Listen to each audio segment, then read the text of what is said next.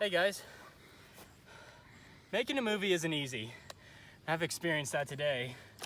My good old pal James.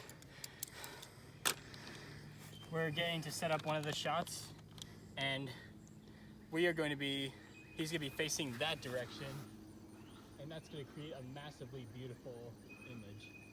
Oh yeah.